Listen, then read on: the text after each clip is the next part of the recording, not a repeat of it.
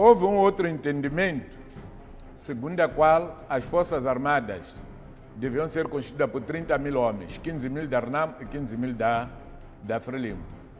Mais tarde, depois veio-se dizer que não, as pessoas não tinham condições, montou-se uma coisa qualquer. Mas o que fez com que as pessoas não gostassem de ir à tropa é porque os quartéis não estavam reabilitados. O governo estava a investir mais na intervenção rápida e na guarda fronteira. Transferiu os seus para a guarda fronteira. Acho que é um insulto ao povo moçambicano, é um insulto à população de Nampula, é um insulto aos africanos e a todas as pessoas civilizadas. Eu conheço Namialo e várias vezes passei dali a ir para a ilha, a ir para Cabo Delgado, a ir para Nacala e outros sítios. Sinceramente, nunca pensei que em pleno século XXI, neste momento em que nós, durante o mandato da Maíta, recebemos pontes metálicas e outras pontes em forma de balões para permitir a travessia de pessoas, podíamos ter a população de Nampula a sofrer daquela maneira. O que se levanta agora é procurar perceber onde é que estão as pontes metálicas que foram disponibilizadas pela comunidade internacional. E posso me arriscar a dizer que este grupo de gestores atuais da direção do Instituto de Gestão de Calamidade pode ter vendido aquilo na sucata, porque não faz sentido que estejamos naquele tipo de situação. Por isso, mais uma vez, eu quero apelar a quem de direito para fazer uma investigação séria da situação logística, neste caso, a questão das pontes, por que não foram colocadas no local e por que a população de Nampula tem que ter este sofrimento, a questão da auditoria dos armazéns e dos fundos alocados ao Instituto de Gestão de Calamidades Naturais, porque a informação que nós temos é que o dinheiro está a construir palacetes de algumas pessoas, nomeadamente na Matola e Maracuene, sob o comando da presidente do Instituto Nacional de Gestão de Calamidades Naturais e seus acólitos. Por isso, quero repudiar, condenar e demonstrar aqui a minha revolta em relação ao que está acontecendo. Tenho uma outra situação aqui da segunda questão prévia. Levantei de outra vez a situação da senhora de Chibuto, chinesa, diretora dos Recursos Humanos e Relações Públicas, que prometeu aos pescadores que aquele que localizar o corpo do operário chinês for arrestado pelas areias ia receber entre 500 a 1 milhão de meticais. 500 mil a 1 milhão de meticais. Aparentemente, parece que o dinheiro saiu, porque ela, ontem, chamou o pescador, só que chegou lá, começou a ameaçar o pescador em como ele ia processar. Ora, nós vamos fazer tudo por tudo para permitir que esta informação chegue ao governo da China, porque mais dias, menos dias, a população pode se atirar contra todos os chineses, pura e simplesmente porque nós temos uma chinesa que não se contenta com o que ganha, anda a mentir e anda a roubar dinheiro dos chineses em nome das buscas que nunca concretizam. Espero sinceramente que boas pessoas de boa fé ajudem a este pobre pescador a recuperar os 500 mil meticais que foi prometido pela gestora dos recursos humanos chinês quando estava à procura do seu colega que desapareceu empurrado pelas águas. Nós temos um vídeo onde ela fala bom português e toda a gente consegue ouvir o que ela está dizendo. Fala de 500 mil meticais a quem conseguir descobrir o corpo e trazê-lo à empresa. Muito bem. Muito obrigado, Dr. Muxanga, por essas notas que avançou. Vamos agora olhar para o contexto político do nosso país. Esperamos também contar com o Dr. Camilo da Silva, que ainda não se faz presente aqui nos estúdios, e vamos avançando. Finalmente aconteceu o encontro entre Daniel Chapo e Venâncio Mondlane, depois de vários apelos, não só da sociedade, como também o Dr. Muxanga fez vários apelos. O que é que isto lhe transmite? Bom, isto transmite uma meia felicidade, porque podemos aqui nos contentar com uma mão cheia de nada. e contentarmos-nos com aquilo que em shopping costuma dizer Nhamombe encanado, quer dizer, falar de boca para fora quando na prática não é de haver nada. Mas eu espero sinceramente que desta vez as promessas sejam para serem cumpridas. Nós temos um historial muito feio neste país. Não sei se o engenheiro Venâncio tinha idade, mas se não teve agora, acredito que tinha, a questão pode ter lhe passado. Mas eu queria recordar uma coisa. Quando se diz que os consensos foram alcançados, primeiro há divergência entre aquilo que o Presidente da República diz e aquilo que o engenheiro Mondlane diz. Os acordos não se fazem nos áudios, os acordos fazem-se no papel, porque o papel tem arquivo, o áudio não tem arquivo. Há telefones que receberam o áudio que agora o áudio já não existe lá. Por isso quero chamar a atenção mais uma vez a esse fato. E também quero criticar as pessoas que acham que o encontro deveria ter sido público, à semelhança do encontro americano. É errado. Os americanos tentaram brincar com isso. O próprio presidente americano saiu chamuscado de tal sorte que já na Arábia Saudita já não aceita a imprensa, já não vai com o vice-presidente para as conversações. Significa que ele apanhou bem e ficou envergonhado.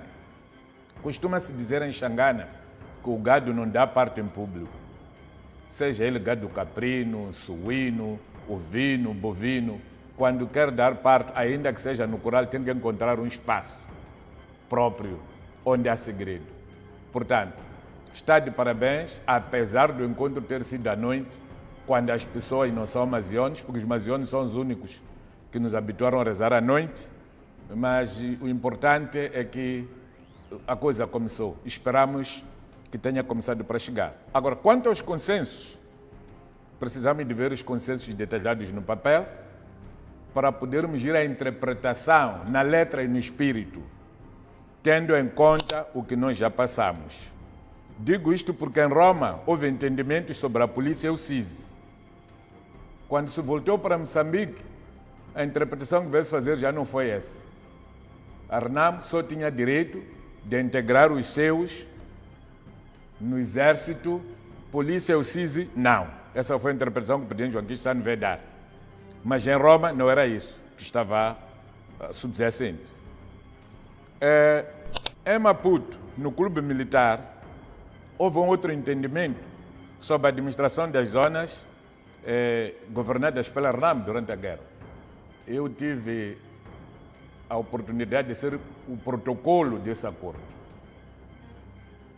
O entendimento que nós tínhamos era que os administradores indicados pela RENAM, uma vez entregues ao Estado, ficariam funcionários do Estado. Em 1995, depois dos resultados eleitorais, o presidente Chissano foi dizer que o entendimento não era esse. O entendimento era outro. Todos aqueles que eram da RENAM, que estavam lá, foram tirados do governo. Houve um outro entendimento, segundo a qual as Forças Armadas deviam ser constituídas por 30 mil homens, 15 mil da RENAM e 15 mil da Frelimo. Mais tarde, depois veio-se dizer que não, as pessoas não tinham condições, montou-se uma coisa qualquer. Mas o que fez com que as pessoas não gostassem de ir à tropa é porque os quartéis não estavam reabilitados. O governo estava a investir mais na intervenção rápida e na guarda fronteira. Transferiu os seus para a guarda fronteira. Parte dos comandantes estão a matar pessoas agora, da guarda fronteira e do FIR, estão a ver desses grupos. Tivemos a Emoxim. E a Emoxim deu no que deu. E recordo-me que na Emoxim houve a história dos polícias da RENAM que deviam ocupar cargos de direção no Comando Geral e nos ramos da polícia. Até hoje não há nada. Houve 300 milhões de meticais para fundo de paz, para apoiar os guerrilheiros da RENAM. Até hoje não conheço nenhum guerrilheiro da RENAM que foi apoiado com esse dinheiro. Tivemos o DDR, cuja implementação agora está em banho-maria. Os desmobilizados da RENAM, todos eles, ou na sua maioria, estão a reclamar pensões irrisórias, os estão a receber, os outros estão a reclamar que não recebem nada, até que alguns estão já contra o seu chefe, sabendo-se que não é o chefe da RENAM que fixa as pensões. Espero sinceramente que o VM tenha sorte diferente Muito Mas bem. Doutor a Chagas, prática... São contextos relativamente diferentes, são figuras diferentes. Deixa-me te dizer. A prática aconselha-me a chamar a atenção. E quero chamar a atenção, sobretudo, ao Dércio Marumekane Alfazema. Ele chama-se Marumekane, o nome famoso dele, devido à sua atitude de ser voluntário para ser mandado para dizer coisas que o povo não gosta de ouvir. E dizer que o senhor Marumekane Alfazema está a ser incoerente e infanto político. Infanto político. Muito bem. Dr. Muchanga, voltando aqui a esta questão dos consensos, Dr. Muchanga ansiava tanto que Venâncio Mondlane se encontrasse com Daniel Chapo como um ponto de partida para o fim das manifestações com alguma violência. Já houve um encontro, já houve anúncio por parte de Venâncio Mondlane, ele pessoalmente é que fez o anúncio de que os consensos foram encontrados, fim da violência, fim também, digamos, das perseguições. A questão que eu lhe coloco é, tendo em conta que há uma ideia de haver alguns sabotadores e eventualmente alguns financiadores desta confusão toda, qual é a garantia que pode ser encontrada de que estas manifestações vão parar e, ao não pararem, não será, portanto, nem por ordem de Venâncio, nem, portanto, por alguma ação da polícia? Como concluir que qualquer tipo de situação que venha a acontecer não tem nenhuma relação com estas duas partes que estão em diálogo? Este acordo foi assinado às 22 horas, às 3 horas a polícia estava de novo a espancar pessoas num bairro aqui de Boane. Ainda ontem, às 10 horas, eu cruzei com a intervenção rápida a ir para o mesmo local, pura e simplesmente porque o povo foi à sede do bairro para pedir esclarecimento. Então, para dizer que já começou a ser violado o acordo. Não sei se com conhecimento ou por ordem do Chapo ou não. Mas o historial é este que eu contei.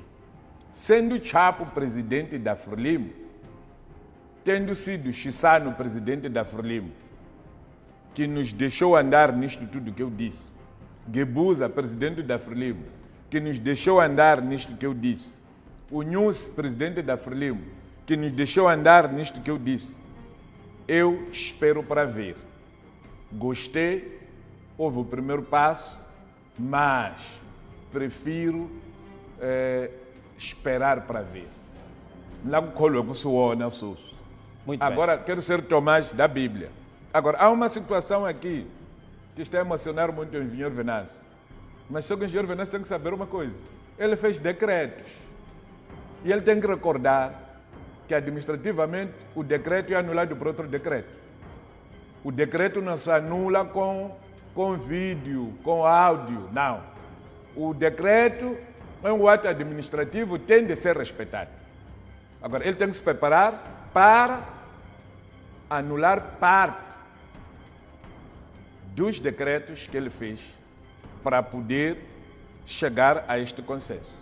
Agora, que há pessoas que não têm nada a ver com Venâncio, que estão a fazer manifestações... Mas esse decreto já foi considerado, digamos, ilegal por parte da Procuradoria-Geral. Qual é a relevância de se anular algo que se considera pelo poder, digamos, pelo órgão da legalidade como ilegal? Os apoiantes do Venâncio Mondlane consideram o decreto documento oficial. E ele próprio é que esticou demais, e nós chamamos de atenção que em algum momento, quando você estica muito a perna, quando a cova é maior ou é menor, você corre o risco de ter um entorse. Só chamo a atenção para que ele não tenha entorse. Ele tem que recordar os passos que ele deu. E agora que está-se a produzir os consensos, tem que voltar administrativamente dar os mesmos passos. Aí ele será consequente. Muito bem. Vamos